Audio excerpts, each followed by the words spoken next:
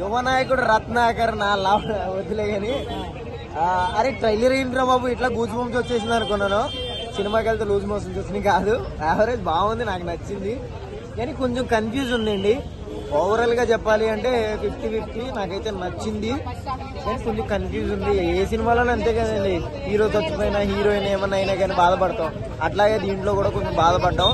కానీ ఓవరాల్ గా సినిమా గురించి చెప్పాలంటే మాత్రం 50-50 నాకైతే చాలా విశ్వక్సేన్ గారు యాక్టింగ్ అంజలి గారు డామినేట్ చేశారు అని అంటున్నారు. సో దాని గురించి అంతకేమీ లేదు. అంజలి క్యారెక్టర్ దీంట్లో రంగస్థలంలో ఆవిడ క్యారెక్టర్ అనసూయ క్యారెక్టర్ అంత ఉంటది అనుకున్నాను, అంత లేదు, ఇంతే ఉంది.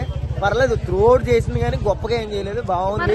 కానీ సింగిల్ వర్డ్ లో చెప్పాలంటే వన్ మ్యాన్ షో హీరో అనమాట. దీంట్లో విశ్వకర్ణ చాలా క్రేజీ చేశాడు.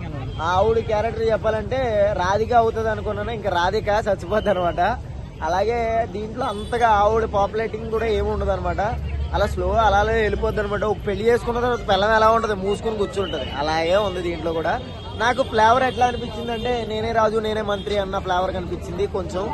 అలాగే అట్ ద సేమ్ టైమ్ నాకు ఎగ్జాక్ట్లీ రాజకీయ నాయకుడు జగన్మోహన్ రెడ్డి, జగన్ మామయ్య అన్నట్టు జగన్మోహన్ రెడ్డి కనిపించాడు.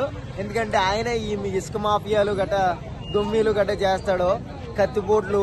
ఎగ్జాక్ట్లీ ఆంధ్రాలో ఒక 3 సెంటెమ్స్ జరిగినాయి, ఆ 3 సెంటెమ్స్ దీంట్లో కలిపారు.